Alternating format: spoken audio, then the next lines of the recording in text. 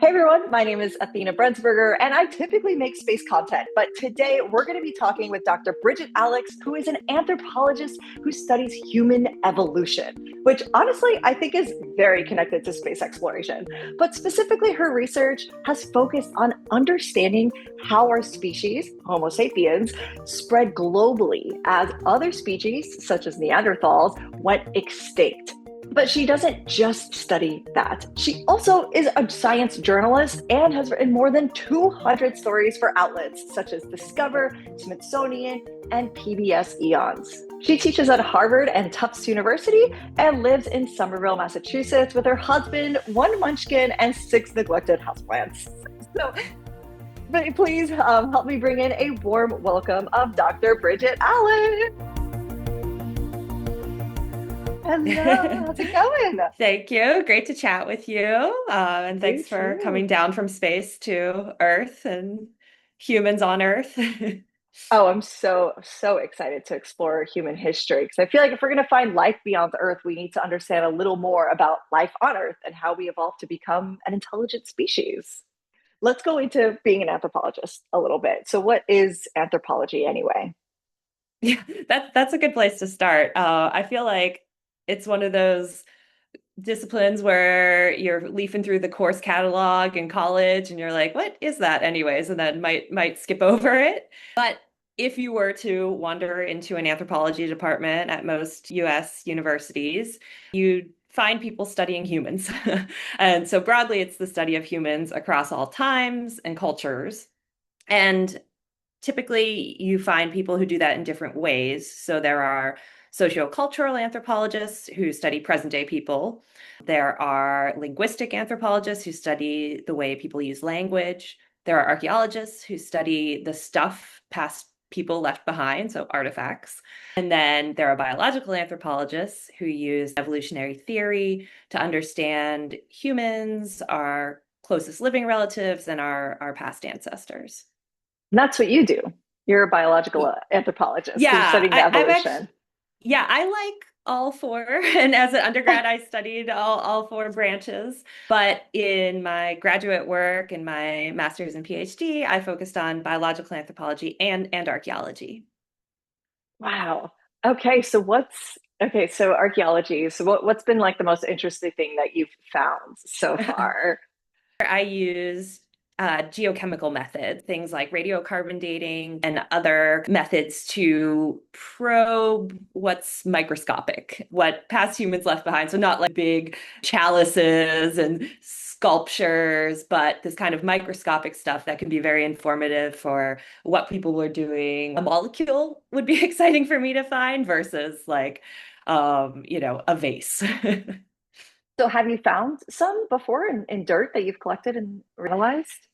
For a decade, every summer, I was going on excavations and digging stuff up as archaeologists do. And in particular, I was collecting materials that we could use for chemical analysis, things like radiocarbon dating or measuring various isotopes in bones and bits of charcoal or shells that might be able to tell us more things about what the environment was like in the past or when something happened in the case of radiocarbon dating or clues about people's diets. And so, yeah, I would collect those very tiny samples along with all the dirt that comes with it. Dirt is good to collect as well, the sediment, so you could later test for contamination and those less exciting, important things if you actually want to get good results. I can't imagine. You probably have gone through so much dirt and so many molecules. I mean, so you probably found quite a few things out about early humans, Neanderthals. Is there something interesting you found out? Like, can you find out things about like, behavior through these molecules? Or like what kind of information has it given you? What's been the most interesting? On the note of gone through a lot of dirt, that's funny on excavations every summer, I would think I was getting tan, and then I'd come back for the day and shower and be like, oh no, it was just dirt. And a lot Wait, of my that's so excavations funny. were in caves, so it wasn't that I was gonna get tan anyways. Um, Yeah, no but sunlight. yeah, I mean, of course, we're not just digging for the sake of digging or smashing up bones and measuring molecules for the sake of it, or for the fun of it. go in with research questions. And because of my methods, I actually, across my career, have gotten to work on a bunch of different time periods and places. So materials from ancient Mexico, the Andes, East Africa. But I spent most of my time focused on this period about 100,000 to 40,000 years ago, which might sound like a long stretch of time, but kind of a blip in the whole history of evolution. But during this period, Homo sapiens like us successfully spread out of Africa and eventually go on to live everywhere on Earth. And other species like Neanderthals, and there's some other ones bopping around, these other human species, all seem to go extinct around that time too. So the big million-dollar question is, why did we survive while other humans went extinct? And, you could come up with lots of different ideas, like, was it our diets, or were we smarter? Did we have better technology? Blah, blah, blah. And in all those cases, I think you really need to find places where, for instance, Homo sapiens like us actually met and interacted with Neanderthals. If you want to know how were we different from them when we're actually in the same time and place, in the same environment, in the same conditions, did our ancestors do anything different than Neanderthals did? So I particularly used radiocarbon dating to try to figure out, we know these two different types of humans met because we have ancient DNA from fossils and DNA in modern people that shows like, oh yes, they actually mated and made babies and passed on that DNA. So we know from genetics that Neanderthals and Homo sapiens at some point in time or several points in times met and mated, but actually people weren't really sure exactly where or exactly when. And so I tried to improve that by working in regions where potentially they might have crossed paths and just improving the dates of like, when were Neanderthals here and when did they go extinct? And they didn't all go extinct in one instant. They lived all the way from Iberia to Siberia and down into Southwest Asia. So what's the tempo and geographic distribution of the when they go extinct? I mean, it sounds like if Neanderthals and it was Homo sapiens at the time Yeah. also. So if they mated, then probably the Neanderthals that are mixed, the ones that were born that were both Homo sapien and Neanderthal, just natural selection probably had what stronger qualities or more. I mean, who knows? Like just evolutionarily speaking, probably would be able to outlive the Neanderthals, but they couldn't outlive the actual Homo sapiens. So the Neanderthal hybrids also died off too, or did they survive? Well, they seem to have survived because most people today have some Neanderthal DNA. So most What? people Can we like check around for the this? yeah. If you spit in a Check. tube and send it to a commercial DNA testing thing like 23andMe, they'll tell you how much Neanderthal DNA you have. Uh, but Are, I'll bet you it's 2% because are that's there basically what everybody characteristics? has. Really? Really? Okay. I was gonna say, I'm like, are there And characteristics that we can tell we might be part Neanderthal? Is there, do you think, or no? If everyone has like such a yeah, low I mean, percentage. there's definitely a lot of excitement about trying to find that. People will go in and find that, oh, you have this little mutation where perhaps, let's say, normal Homo sapiens has an A in their genetic code here, but you have a T, and it's in a gene that's related to doing this or that. And the ones that people have that seem to be the Neanderthal version of a gene that actually got kept in this little 2% that might actually be useful to living humans have to do with things like body hair cover or the color of your skin. Because you could imagine Neanderthals are living in most of their existence in Ice Age Europe.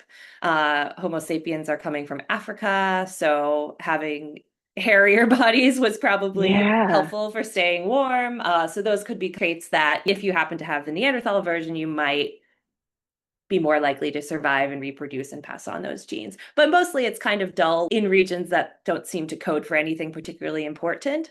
And in general, because it's so little, just 2% that got kept over the many, many generations Right. since then. It's Most of it got incredible. weeded out. So it's probably not in general good to have Neanderthal DNA if you're a modern human or a little hybrid Okay. baby. But some of it did get I kept. mean, and it's probably slowly transitioning out too, right? Imagine over the next like 1,000 years, is it going to be like, diminished to 0.5%, Yeah, do you think? Or What's your I think prediction? it might have stabilized. What's there is either just neutral or beneficial in some cases. And they've looked at fossils over time across these 50,000 years. And you can see Yeah. most of it gets quickly weeded out, and then we can like stabilize around 2% and seem to have been Okay. that way for a while. That's And when I so say everyone cool. has it, it's groups that, as long as we know, have always been in Africa, don't have Neanderthal DNA. Because the idea is Really? that some Homo sapiens come out of Africa, mate with Neanderthals, and then go on to spread to the rest of the planet. So if you look at somebody who's indigenous to South America or East Asia or Australia or Europe, they all have about 2%. But these groups that have been in Africa for their entire evolutionary history don't have Neanderthal. That's so fascinating. What are some of the size comparisons of the different humans? Is there a big size comparison? Were they all about the same? If you went back in time, like 4 million years ago, 3 million years ago, we're basically, our ancestors are about 3 to 4 feet tall. If you've ever heard of the Lucy fossil, these creatures called Australopiths, they basically would probably look like upright walking apes. They're probably hairy. They're not very tall. They're not doing anything spectacularly different from apes other than walking on two legs. But then around 2 million years ago, we start to see basically bodies double in size and brains double in size. And that's the origins of this species, Homo erectus, who seems to be tall and striding, and the brain is still about 2/3 our size, so not fully modern, but from the neck down, it's pretty much a modern body. And we see a lot of other changes, like more complex tools they're making.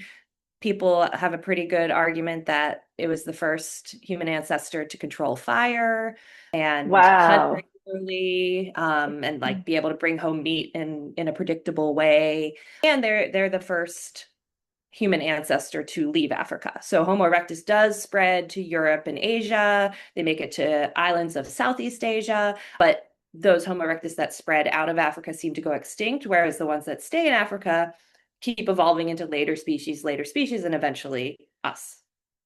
Wait, that's so fascinating. So the ones who ended up leaving Africa, it's just they couldn't acclimate to, I guess, the different climates and conditions. Yeah, if you open a textbook, they'll often call it a failed dispersal, which means like creatures leaving their home territory, spreading someplace, and then not making it. But they last about 1 million years, which seems pretty successful Yeah. to me outside of Africa. And our species has only been around for about 300,000 years. So Homo erectus did great. Wow. I mean, I don't think of them as a failure at all. Yeah, that's a really important note to make because when I imagine textbooks saying like, oh yeah, no, they spread and they didn't like, outlive those who stayed in Africa, which is an important comparison, but you got to directly compare it to us. I didn't realize 1 million years. That's incredible. And that we've only been around for 300,000. That's Yeah. really that's a Um, really important comparison. And then in terms of Neanderthal bodies, they're a little shorter than us. They're basically look more like wrestlers, whereas Homo sapiens look more like marathon runners. We're more tall and thin, and they're more short Yeah. and stocky with big muscle attachment, big bones, big joints. And that's likely to do with that most of their time, or much of their time on Earth, it's harsh conditions of the ice age, like shorter, stockier. It's a better build for conserving heat. Whereas if you're living Yeah. someplace very tropical, you want to be tall and thin and Yeah. lots of room to evaporate that heat. I want to get into a little bit about where the skulls were found. I mean, it probably is aligned with Mm. what you said, Africa, different parts of where they migrated. And then if that's the same as the radiocarbon dating you mentioned, are you radiocarbon dating the skulls also and the microbes found on the skulls? I want to go into the science kind of that technique and how you do that. Sure. Well, first for like, how do we find stuff? That's something a lot of people ask, like, how do you know where to dig? Mhm. Everywhere, try everything. For my time period, it's good to check caves, not because Stone Age people only lived in caves like cavemen, but because things preserve pretty well in caves, and you're not going to have like a building in the way in a cave. Right. So it's just a place where for tens of thousands or hundreds of thousands of years, things might have just been left alone. So check caves for sure. Some places where I've worked where we want to find new sites, we just walk the landscape, checking the caves and asking local people, like, are there caves around here? Construction projects and farmers accidentally dig stuff up and then call in archaeologists. Sometimes artifacts make their way to the surface and then be sticking out of the ground a bit. And you're like, oh, there's a bit of a stone tool or a bit of a pot if it's a more recent period. So you might think to dig there. And then you can use, and people do, not so much for my time period, but for later time periods, remote sensing techniques. So things like satellite images, drones with LiDAR, which basically like scans the ground and looks for these subtle landscape differences that might tell you the stuff underground there is different from the surroundings. So maybe you should dig there because something is buried there. Yeah, yeah. That's so fascinating. I realize you use satellites or something like that, but that makes so much sense. Yeah. I mean, you do this Yeah, on there like the was surface of Mars. when they So, decommissioned a bunch of the Cold War era images, archaeologists were going wild, identifying all these sites that they could tell from above, like, oh, it's much drier there, or it's much wetter there. There's probably a site. And so then in cool. terms of radiocarbon dating, it's a method that I specialized in, but only works for the tail end of when Neanderthals were alive. It captures like that final 10,000 years of Neanderthal existence, which is the time I was interested in. And in terms of, there's a variety of dating techniques, but it's basically the most accurate and precise that archaeologists have for the last 50,000 years. And radiocarbon comes made in the upper stratosphere, and carbon comes in three versions that differ by weight. Carbon 12, carbon 13 are stable and are going to stay that way for all of the universe, basically. Whereas carbon 14, over time, loses some energy and turns into nitrogen. And it does this at a predictable rate. So anything that's alive on Earth has the same ratio of heavy carbon of carbon 14 radiocarbon to these other forms. And over Mhm. time, it loses the radiocarbon. And that clock starts when you die. Because while you're alive, you're in equilibrium with the atmosphere, you're breathing in new stuff, you're eating new stuff, you're keeping this ratio of radiocarbon to normal carbon, and then stable carbon, we call it. And then once a living thing dies, then all the radiocarbon at a set rate starts turning into nitrogen. So by measuring the amount of remaining radiocarbon, you can calculate back how many years it's been since this thing was alive. So we have to date things that were once alive: Yeah. plants, animals, human fossils, marine shells are all things that you could radiocarbon date. Wow, that was a great explanation, by the way. Thank you for breaking that down because I had no idea. Why are you interested in the very edge of Neanderthals when they're around? You said the last 10,000 years. They go extinct, and creatures that look like Neanderthals don't exist after 40,000 years ago, plus or minus maybe Yeah, 1,000 years or so. And then creatures that look like us, Homo sapiens, do obviously yeah, extend. And so if I'm interested in the time where these groups overlapped, met each other, and then like if our ancestors did have some sort of advantage, that's kind of when you would find it. And like, in theory, Neanderthals still exist a little bit because their DNA got passed right. on, but nothing that looks like a Neanderthal with this short classic build and some other features that distinguish them, like having a skull that's more football shaped rather than globular round like ours. Anything Yeah, that you would look at a fossil and be like, oh, that's a Neanderthal. Basically, no one can find one after yeah. 40,000. So like the trad Neanderthal, the traditional Neanderthal. And then you said that's the only time period that you can use radiocarbon dating for looking at Neanderthals. It's just Yeah. like right in that last 10,000 years. Yeah, and Um, I've worked on older sites, and I just use other methods. But yeah. That makes sense. Where do you see next evolution of humanity going? What's next? Like, are we going to evolve to have wings? I wish, but I don't think it's completely necessary because we have airplanes. What are the next ways that you see us evolving? If you ask most anthropologists to talk about recent evolution, they're going to talk about the past 10,000 years. We consider that recent evolution. And there are some Okay. very cool cases of recent evolution where particularly groups that have settled in environments we might consider extreme, like living in mountains 2 miles above sea level or deserts or the Arctic. We see genetic changes that lead to physical differences, physiological differences, the way you metabolize things or breathe, or the way your body works that have allowed these groups to live for many generations at in the Arctic or high altitudes. And so rather than Mhm. thinking about species-wide human evolution, we might consider what if a particular group did this in the future? What would happen to them? Like if, for Yeah. instance, because of climate change, certain foods are no longer growing and we, I don't know, can't get vegetables anymore, then Yeah. humans, through whatever genetic luck, have some mutations that allow them to still do okay without eating vegetables, are going to be the humans who get to survive and thrive and pass on their genes. So can't predict the future of evolution, but you could say if this happened in the world, in the environment, in the conditions we faced or a particular group faced, what might then happen to their bodies and what traits would be helpful for surviving that.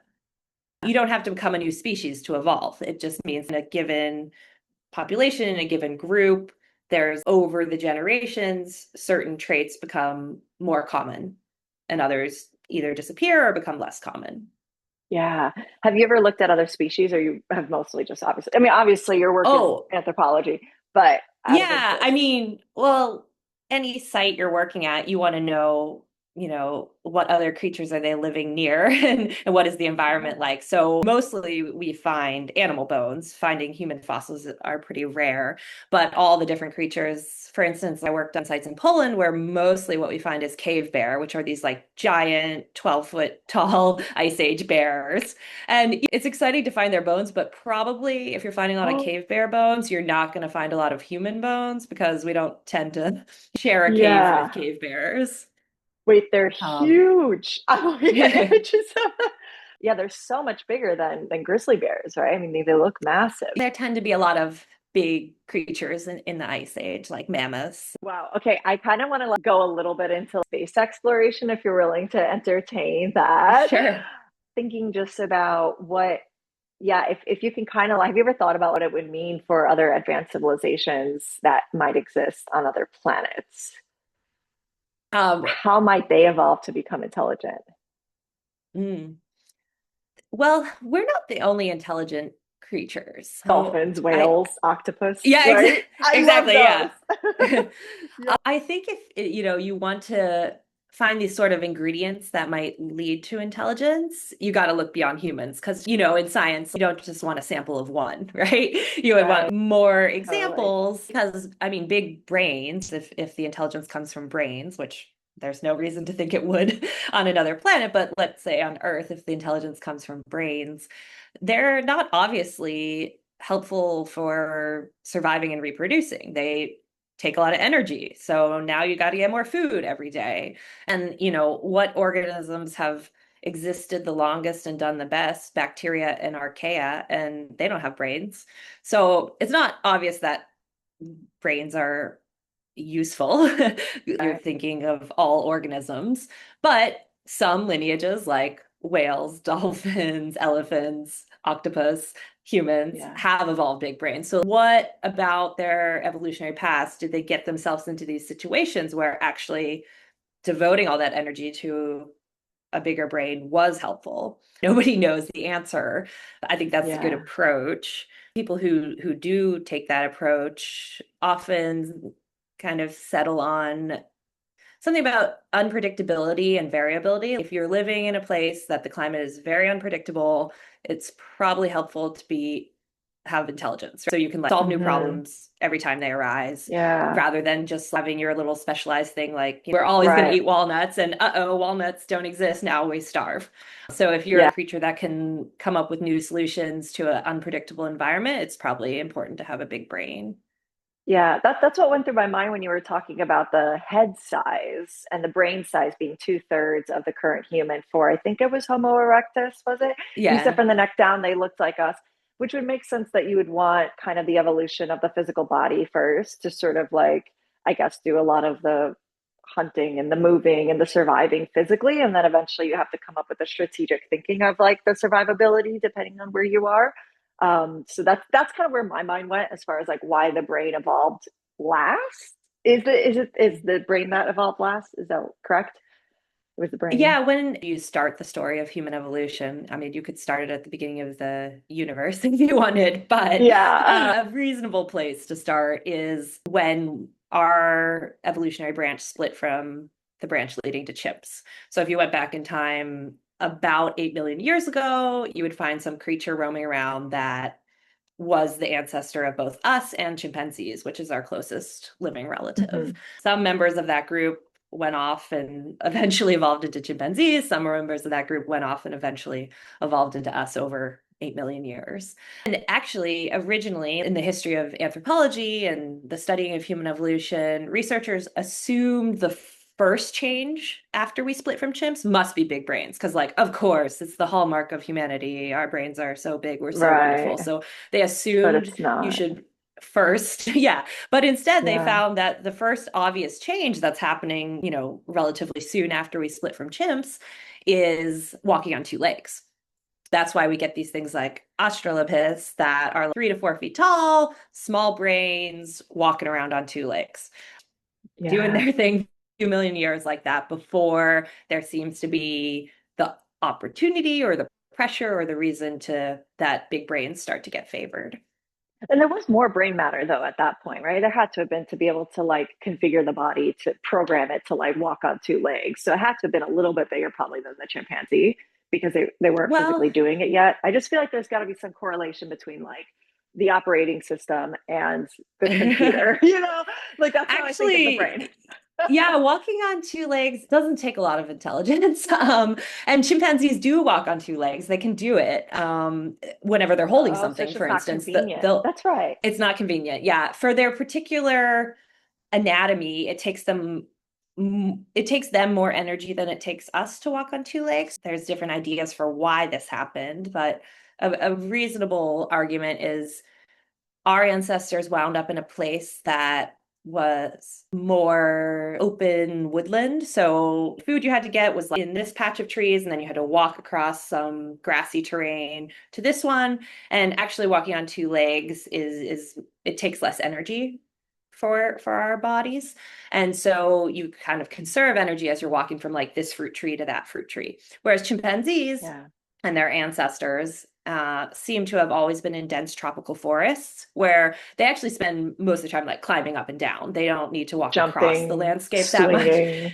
Yeah. Yeah. And so walking on two legs, they can do it, but it doesn't really make sense because they're spending more time climbing, and that's the good and climbing is really important to them. So by evolving this anatomy for walking on two legs, we gave up some of our climbing abilities. Like, you can still climb a tree, but you definitely cannot climb a Yeah. tree as well as a chimpanzee. And that's dangerous. If you're like a little creature out there in the tropical forest, you want to be able to climb a tree and get away from predators on the ground. I want to go into a little bit then about Earth. So we're talking kind of about landscapes and evolution of humans. So like how much has Earth played a role in human evolution? I mean, it's so different across the whole planet. There's so many different landscapes and climates. Yeah, what's that been Yeah. like? And across time, there's been so many different climates. Our Yeah. lineage has lived through numerous ice ages and warmer conditions as well. But so far, no baby has ever been born in space. So Earth is entirely the story Yeah. of human evolution and the setting of human evolution. And most of our story has been in Africa. And although across those 8 million years, there have been incredible cold spells of the worst of the ice ages. In Africa, that was never the case. There was never ice covering Africa during the period that humans have or human ancestors have existed. So it was always an okay place for humans and our human-like relatives to live. It got wetter, it got drier, but we could always survive there. Whereas in other parts of the world, for instance, those like Homo erectus who made it out, maybe they came out during a mild period when Europe and Asia were very similar to Africa, and then next ice age hit or drier conditions hit, and then they died.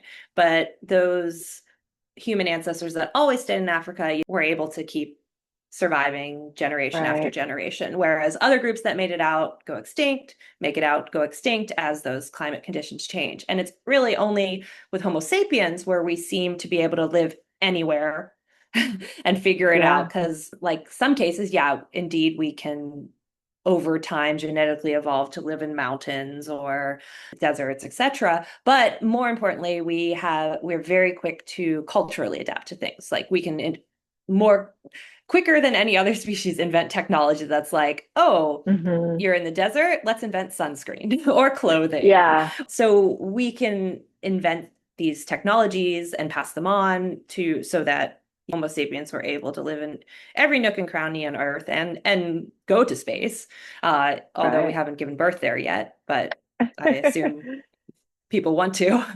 Yeah. Yeah, but I was actually going to bring up that point. I mean, it's tied to the intelligence, being able to create technology that has come probably as a direct result of the evolution of our brain getting bigger, able to create technology, being able to survive and acclimate to everywhere on the planet, basically. When was it that we were able to then be like, okay, we can get out of Africa and we can survive?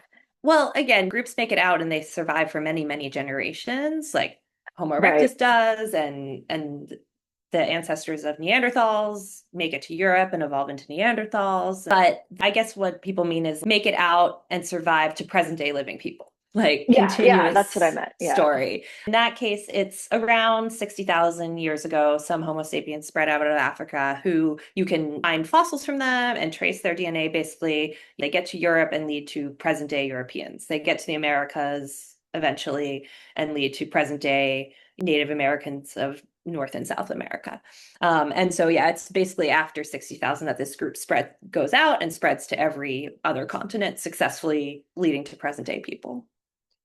From what it sounds like, just gathering your information, it sounds a lot like that was the measure, that was the turning point of, okay, we can now survive under all of these circumstances on the planet. Well, we're looking for life beyond Earth. That's advanced life, meaning advanced life being able to produce, technology that can communicate beyond our own planet. I feel like that would have to be the key point, the turning point where, okay, the species has been able to acclimate to every different part of the planet that they're living on, which means they now are probably just steps away from achieving space travel, which, might be another several 100,000 years, but it's still there because they're able to create technology to help their bodies survive in the Arctic, the desert, underwater, etc. I do think it's a Or measurement. The only point I was disagreeing with is that I'm sort of like a Neanderthal advocate. I think if you brought them into present day and allowed them to have all the technology we have, they do just fine. So I don't see any super convincing evidence that they were less intelligent. If you, for instance, went back in time 120,000 years ago, the stuff our ancestors are making is basically identical to the stuff Neanderthals are making.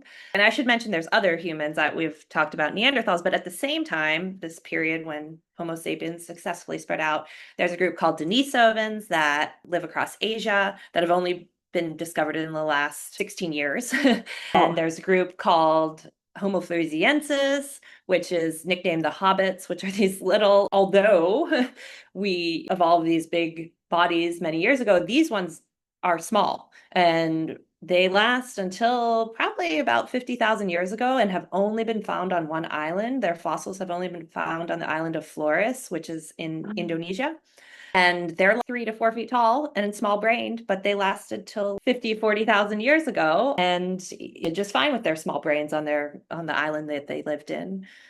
Again, why Neanderthals went extinct. I think the tricky thing with trying to come up with an explanation of it is maybe it's like a broader story also of why did Neanderthals go extinct, but also Denisovans, also Homo floresiensis, also several other ones that I don't have time to explain, but there's numerous types of humans on the planet at this time, and they all do eventually go extinct except for us. so incredible. I can't wait to see what's going to be discovered next. How many times do you wish you could just like rewind and pop yourself there just to observe? Do you ever wish that? Yeah, I wish that.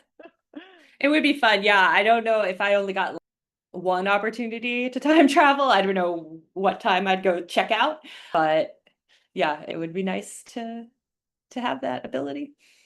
Yeah, because for all we know, we just got lucky. So I wanted to ask you a little bit about your experience doing science communication and journalism. Obviously, you're very passionate about this stuff. You explain it so well. So I just wanted to know, why are you doing it? Why do you think that it matters to share this information with the public? Academics usually write for other academics. And so from my research, I would toil for years over these research papers that were published in scientific journals. And they were only read by a few dozen or a few hundred people who had the specialized knowledge to find that information useful. And it was useful to, you know, the people who work on my particular questions and methods and topics. But I also felt like there's a cool story here. And actually, all my colleagues, people across my field, are doing such cool work, but they don't necessarily have the time or the interest in also writing another story for the public if they've spent years writing this research paper. So about 10 years ago, I started writing for newspapers and magazines and realized I actually like it better, and that there are so many great stories to tell that aren't getting told, that are kind of buried in scientific journals, stories of research, stories of the human past and present. I write about more than just anthropology. Sometimes I'll do biology or geology or psychology or any kind of little story that interests me. And so it's not easier. I actually would think it's more difficult than writing for other scientists or other academics, but it's also more rewarding because I get to share something with, instead of just dozens or hundreds of people, tens of thousands or millions of people who might see a story or a video created for the public. I mean, yeah, you're inspiring so much. You're sharing knowledge, you're sharing your experience, and you're being able to you're creating a bridge between those academic journals and the public who may not have that background, that knowledge. And I think that's so important. I'm a huge advocate of science communication. You already know Yeah. that. We're partnered up with each other for the Museum of Science Fellowship, and it's been incredible. I love that you have your YouTube channel and that you're sharing so much of this. So I want to know, what is something that most people just don't understand when it comes to human evolution? Yeah, this is also the fault of my field. Even the department I work in at Harvard, if you look at the logo, it's this image that you see whenever you look up human evolution of a monkey turning into a chimp, into a shorter, upright Yeah, thing. You know, it's this linear process. But as we've talked about here, actually, it was this really tangled, messy bush where there's all these different types of humans and human relatives and human ancestors, and they're mating with each other, and some are going extinct and others are surviving. And at most periods in our evolutionary past, there were numerous types of humans, or we call them hominins. Those are anything on the branch leading to humans after we split with chimps. So anything more closely related to us than chimps would be a hominin. And there's just bunches and bunches of them. yeah, And that it wasn't just this linear thing where like, we are the ultimate pinnacle. And obviously we're the ones, you know, had you gone back in time 100,000 years ago, you might not have picked us as the winners evolutionarily. You might not have thought Homo sapiens were anything to write home about, yeah. but by luck or whatever, we did end up surviving this much longer. And also, we didn't evolve from chimpanzees. We evolved from some ancestral ape that group split and eventually evolved into chimpanzees over 8 million years, and then eventually evolved into us over 8 million years or so. I always thought, okay, there was like four versions of us before where we are today. And obviously that's completely incorrect.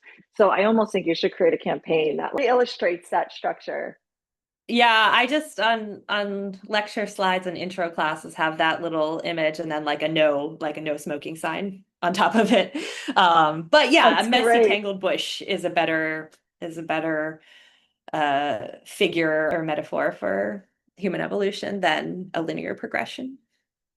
That's so good. I feel like that's like so much of science in general anyway. That's biology, that's astrophysics. That's it's most of these things aren't really linear. But that's the way we think because that's time. Time is we think of it as Yeah. linear and we progress towards one direction. So we kind of associate a lot of things like that. Well, That makes a lot of sense. Before we conclude with a couple fun questions about you, what you do for fun, are there any other things that you want to chat a bit about specifically with your research, what you care about, what you think people should know when they want to go into this? Well, I think most people can enjoy learning about human evolution for the same reason that you might go to an art museum or read a novel. It's just enriching. It's so interesting. What is a better origin story than the origin story of our entire species?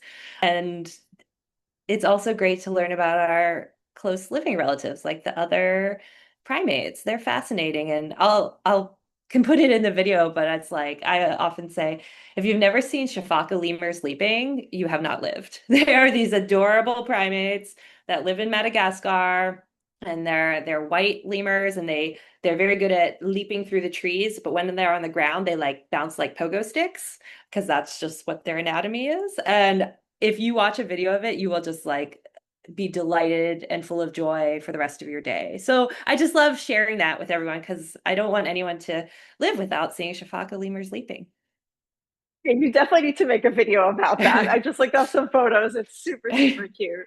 I wanted to ask you before we go into what do you do for fun and why the study of human evolution was a matter. I want to ask you, do you have any museums that you can recommend for people to go check out, like anthropology exhibits? Yeah, there's the biggest national ones in New York City, the Natural History Museum and Smithsonian. All of Human Origins in DC are both fantastic exhibits. Last time I went to the one in DC, they even had this thing where you could take a photo of yourself and then it would morph to show you what you'd look like as a Neanderthal. So I Cool. hope they still have that. It was a number of years ago, but I remember letting a bunch of kids in line because I had a flight to catch and I was like, I need this for research. Like, Wait, I I need to need see this photo. yeah, I must be on an old computer anyways. But Yeah, I so hope yeah, you those find are it. great. My office is in the Harvard Natural History Museum, which is a pretty great natural history museum with evolution. It doesn't have that much human evolution stuff, but it's a wonderful place where you can see lots of skeletons and taxidermed animals, including lots of great primates. So you can compare, oh, like what does a human really look like compared to other primates, other apes? Cool. Okay, one more question. Two more questions, excuse me. First is just why does this matter? Why would you say, to somebody like, hey, this is important. We need to research this, we need to fund this, and also, we need to have students wanting to pursue this area of study.